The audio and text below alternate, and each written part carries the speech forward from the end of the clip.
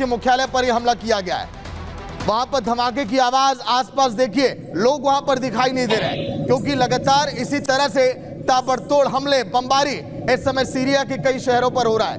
SDF के मुख्यालय पर जो हमला किया गया, इस धमाके की आवाज आपको सुनाई देगी। लेकिन सीरिया का किस्सा क्या, नक्शा बदलेगा क्या, सवाल ये भी है लोगों के जहन में। एक और बड़ी खबर मिडिल ईस्ट की जंग से जुड़ी है, जहां पर सीरिया में हलचल जोरों पर है युद्ध को लेकर। वहीं सीरियाई सेना का एक वीडियो अब सामने आया है। सीरियाई सेना का वीडियो कि आखिर कैसे ये विद्रोही लड़ाके इस समय कदम दर कदम चाहते हैं कि हमारा कब्जा इस समय सीरिया के अंदर हो। तस्वीर आपको दिखा रहे, देखिए सीरिया के सैनिक का वीडियो यहां पर सामने आया। लगातार लोगों को चेतावनी दी जा रही है, सचेत किया जा रहा है कि आगे अभी जंग ये और भी भयानक भड़कने वाली है, ये जंग और भी तेज अब हो चली है। लेकिन सीरिया के लड़ाके क्या कुछ कह रहे हैं, ये भी आपको सुनाते हैं। معركة بدون اطلاق نار، انا هذا التشبيه اللي بشبهه اللي صار مثل كأنه اتفاقية. نحن ما بننسحب، نحن صرنا من حلب بنقاتل वहीं सीरिया के मरात अल हमान पर भी देखिए हमला किया जा चुका है। कई ठिकानों पर हमले की तस्वीर तो सामने आ रही है, लेकिन अब हमले की जो तस्वीर आई वो अब सामने आई है मरात अल नुमान पर जो हमला किया गया है। हेलीकॉप्टर से, कई हेलीकॉप्टर जहाज, कई जेट विमानों से हमले किए जा रहे हैं। असद शासन में जो हवाई हमले हुए, उन हवाई हमलों की तस्वीर आप देखिए। हवाई हमलों की ये तस्वीर जो आपके सामने आ रही है, और ये इसी तरह से बम बरसाए जा रहे हैं कई इलाकों में। जब असद के शासन में हवाई हमले किए गए, कई इलाके इसी तरह से जमींदोज हो गए। सुनिए आप भी इस धमाके की आवाज।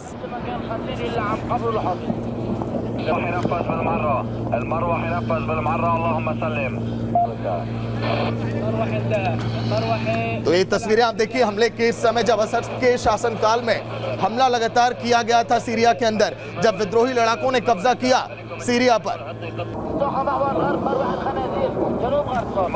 लेकिन आईडीएफ का ऑपरेशन सर्वनाश आखिर है क्या? देखिए 15 फाइटर जेट को इस समय ध्वस्त कर दिया गया।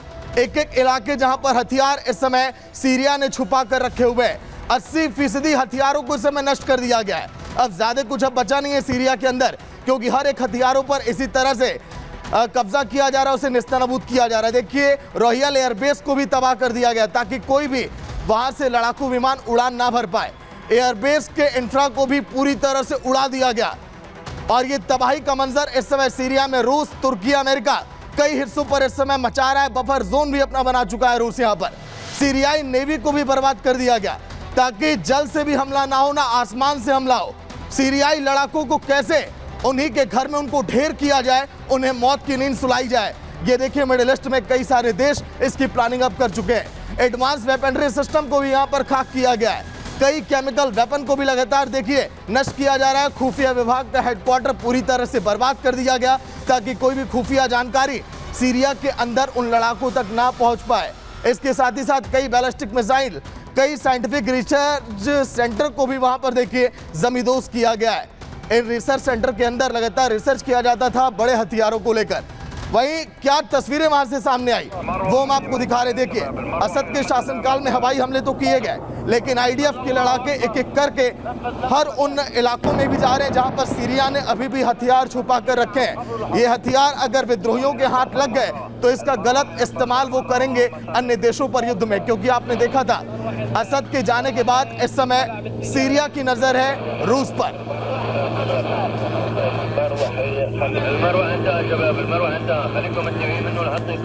लेकिन मिडिल ईस्ट में आगे अब क्या होगा, सीरिया पर हमले से फायदा किसे होगा, ये आपको दिखा रहे हैं। 48 घंटे में नेतन्याहू की कामयाबी है।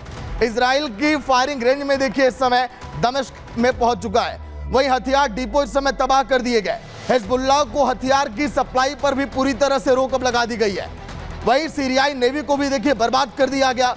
समंदर से एक आशंकित खतरे का जो खात्मा था उसे भी कर दिया गया कि समंदर से कोई हमला ना हो सके। सीरियाई नेवी को इसीलिए तबाह किया गया ताकि जमीन, आसमान, समंदर कहीं से भी हमला ये वहां पर ना हो सके। लेकिन अब आगे देखिए इस जंग में होने क्या वाला है, क्योंकि जंग की आग लगातार भड़कने लगी है। बड़ी खबर युद्ध से जुड़ी एक और बड़ी खबर खत्म की जा रही है। असद परिवार की निशानी, कल तस्वीरें सामने आई थी किस तरह से असद के भाई को निशाना बनाया गया, असद के परिवार की निशानी मिटाई जा रही है। एसटीएस ने हाफिज असद की कब्र में इस समय आग लगा दी है।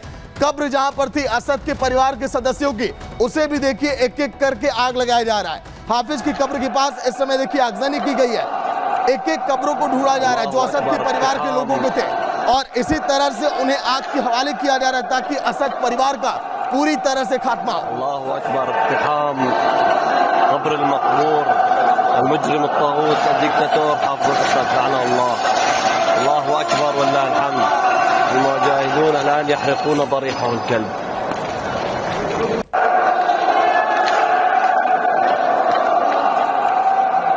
الله أكبر، اقتحام قبر المقبور المجرم الطاغوت الدكتاتور। तो आखिर अब सीरिया के भूगोल को बदलने की बात क्यों कही जा रही है?